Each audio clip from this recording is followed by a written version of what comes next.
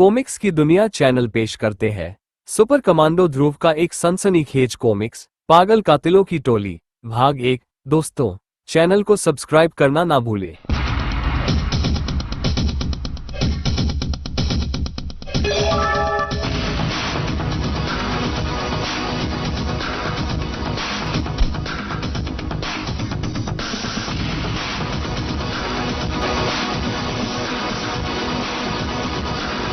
राजनगर जैसे महानगर में कई तरह के अवैध और गैरकानूनी धंधे होते हैं और दूसरे धंधों की तरह ही इन अवैध धंधा करने वालों को भी अक्सर पैसों की जरूरत पड़ती है। जाहिर है कि यह पैसा उनको किसी भी बैंक या वित्तीय संस्थानों से नहीं मिल सकता है। पर महानगरों में ऐसे आदमी मौजूद हैं जो अवैध धंधा करने वालों को ऊंचे ब्याज पर पैसे देते हैं। इस समय हमारे बही खातों की क्या स्थिति है मुनीम? ज्यादातर तो ठीक ही चल रहा है फाइनेंस। सिर्फ माटो पर अभी 70 लाख रुपया बाकी है, पर उसके पास अभी एक दिन का समय और है। माटो यानी हेरोइन और ब्राउन शुगर का धंधा करने वाला कैसीनो वाले दुर्जन की क्या पोजीशन है? उस पर 50 लाख रुपया बाकी है और उसका वक्त भी खत्म हो चुका है, पर वो 2 महीने का समय और मांग रहा है। कभी नहीं, ये सब काला धंधा करते हैं जिसके लिए इनको कहीं से भी एक धेला तक नहीं मिल पाता है।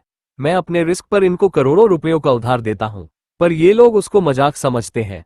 अगर आज मैंने दुर्जन को और समय दे दिया तो कल माटो भी और समय मांगेगा, परसों कोई और मांगेगा।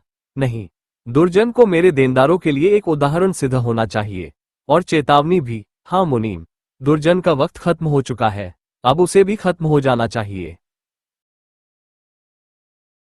और उसी रात रूलेट कैसीनो की तरफ जाने वाली सड़क पर एक जोड़ी कदमों की आहट गूंज रही थी, और गूंज रही थी पागलपन से भरी एक आवाज। दुर्जन गंदा आदमी है, मर जाएगा साला, मार डालूंगा उसे। और अब इस हंगामे में एक नई आवाज शामिल हो रही थी, एक मोटरसाइकिल की धड़धड़ाहट की आवाज। ओ, यह आदमी तो खुलेआम सड़क पर कार्बाइन लेकर घूम रहा है। जाहिर है कि इसके इरादे नेक तो नहीं ही है। अभी मैं इसका ढीला दिमाग कस देता हूँ। क्यों श्रीमान, इस कार्बाइन से किसका कत्ल करने जा रहे हो? दुर्जन को मारूंगा, काट काट कर मारूंगा। हट हट जा, दूर हट, रास्ता छोड़। और अगले ही पल बगैर किसी चेतावनी के कार्बाइन की नाल गोलियां उगलने लगी। हे भगवान, ये तो पागल लग रहा है। पर ऐसे पागल के पास कार्बाइन कहां से आई? बारिश की बूंदों की तरह बरसती गोलियां ध्रुव को तो नहीं छू सकी।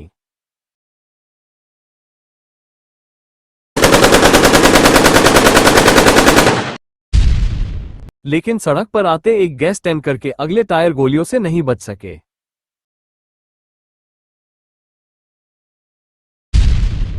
और टैंकर बेकाबू होकर एक पेड़ से जा टकराया। अरे, इंजन आग पकड़ रहा है और ड्राइवर शायद टक्कर से बेहोश हो गया है। मुझे उसे बाहर निकालना होगा, वरना इस टैंकर के साथ साथ ये भी खत्म हो जाएगा। आग टैंकर तक पहुंच चुकी है। अब टैंकर किसी भी क्षण फट सकता है अगर मुझे एक पल की भी देर हुई।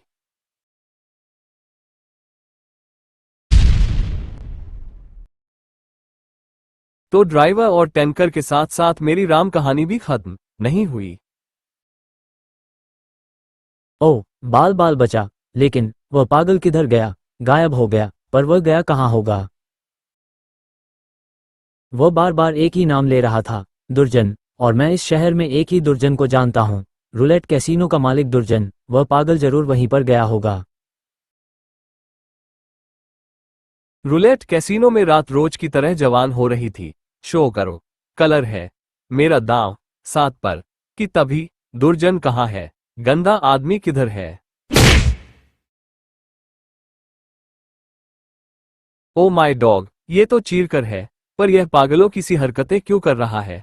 इसको जरूर फाइनेंसर ने भेजा है मेरी जान लेने के लिए। घबराएं मत दुर्जन बॉस, हम अभी इसको लाश में बदलकर वापस फाइनेंसर के पास भेज देते हैं, राई का तेल लगा के।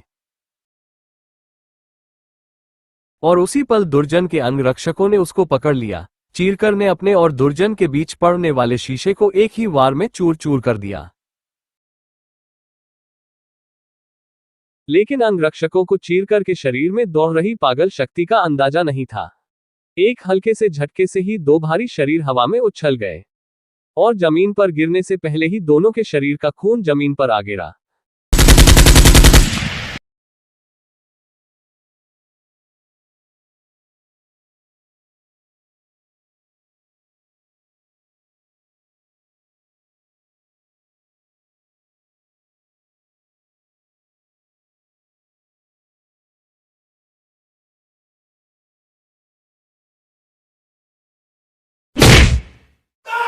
एक पागल से बचकर भाग पाना बहुत मुश्किल होता है। चीरकर दुर्जन की ओर घूमा। दुर्जन भय से जड़ हो गया था। वैसे भी वो बचकर भाग नहीं सकता था और उससे अपनी जान बचा पाना असंभव। कार्बाइन की नाल अधमरे दुर्जन की तरफ उठी। ट्रिगर धीरे धीरे दबने लगा। गोलियां नाल से निकली, लेकिन तब तक नाल का रुख ऊपर की तरफ हो चुका था।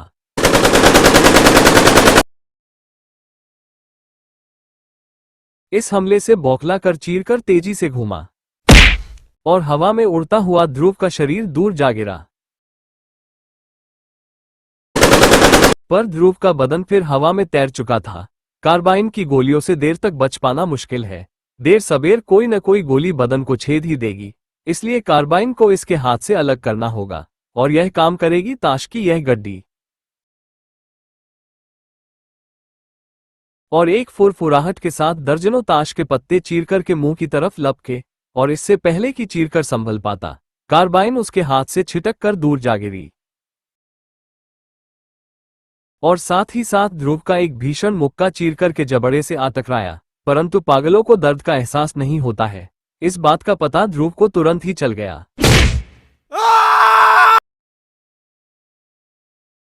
अगले ही पल ध्रुव की छाती पर चीरकर के वहशी हाथ आ चिपके। ध्रुव को मांस अपनी हड्डियों से अलग होता महसूस हुआ। अपनी लाख कोशिशों के बावजूद भी ध्रुव पागल के हाथों को अपने शरीर से अलग नहीं कर पा रहा था। लोहे सी सख्त उंगलियां ध्रुव का मांस फाड़कर अंदर घुसने को बेताब हो रही थी। बेचैनी में ध्रुव ने अपने हाथ को लहराया और चीरकर द्वारा तोड़े गए कांच का एक टुकड़ा उसके हाथ में आ गया। ध्रुव को बचाव का एक रास्ता मिल गया था। उसका हाथ तेजी से घूमा और कांच की तेज धार ने चीरकर की कलाई की नसों को काट दिया। कटी नसों से खून भलभलाकर नीचे गिरने लगा। चीरकर के हाथ अपने आप ध्रुव की छाती से हट गए और ध्रुव के जबरदस्त वारों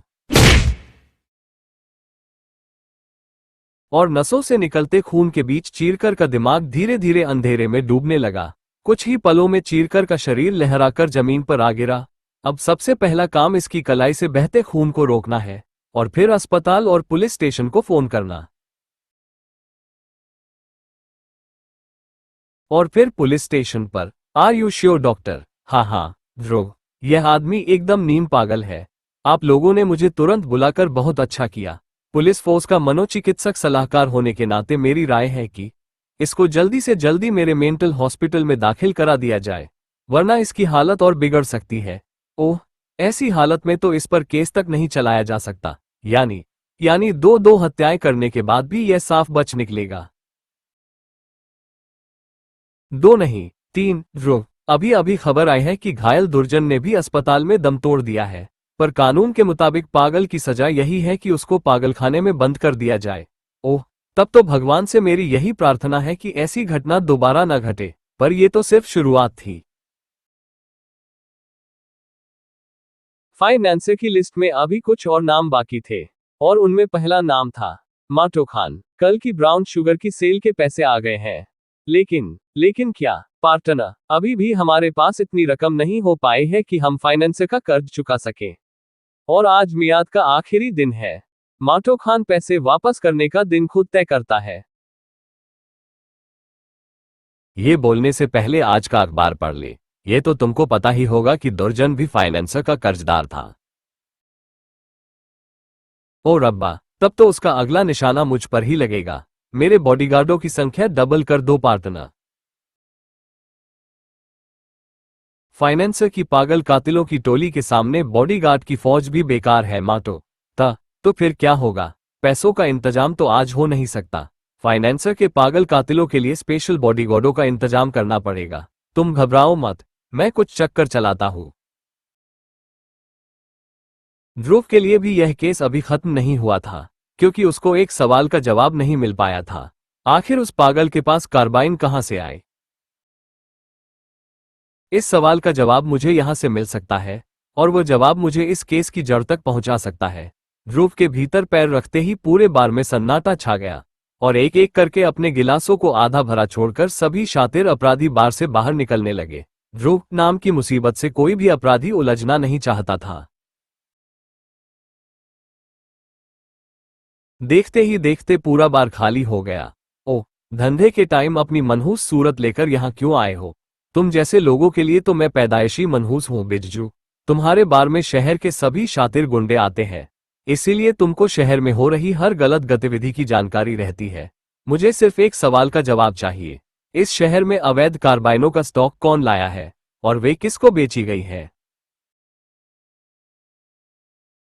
मुझे नहीं मालूम, और अब तुम अपने आप बाहर जाते हो या मैं तुमको उठाकर फेंक दूं। बिज्जू ने ध्रुव की गर्दन पकड़ ली, और वो सचमुच ध्रुव को उठाने वाला ही था कि तभी उसको अपना शरीर ही हवा में उड़ता महसूस हुआ। फिर वो किसी भारी चीज से टकराया, और उसके ऊपर कुछ भारी चीजें गिरने लगी। कुछ समझ पाने से पहले ही उसका शरीर कई तरह की शराबों में लथपथ हो चुका था। अब बिज्जू, अगर तुम्हारे शरीर पर गलती से एक जलती तीली गिर जाए तो? रुको माँ, मैं तो मजाक कर रहा था। बता रहा हूँ। ये कार्बाइन चीरकर लेकर आया था, और मैं एक बात और भी जानता हूँ। चीरकर सिर्फ एक हफ्ता पहले मेरे बार में शराब पीने आया था, राई का तेल लगा के, और उस वक्त वह पागल नहीं था। ध्रुव के लिए छानबीन का एक रास्ता बंद हो गया था, तो दूसरा खुल गया था। चीरकर एकाएक पागल हो गया था, पर कैसे? शायद डॉक्टर शास्त्री मुझे इसका कारण बता सके। डॉक्टर शास्त्री खुद इस सवाल का जवाब ढूंढ रहे थे। एकाएक पागल हो जाना कोई अनहोनी बात नहीं है ध्रुव। कई बार मानसिक आघात लगने से लोग पागल हो जाते हैं। मेरे ख्याल से दुर्जन ने चीरकर को कोई ऐसा धोखा दिया था, जिससे कि चीरकर अपना मानसिक संतुलन खो बैठा,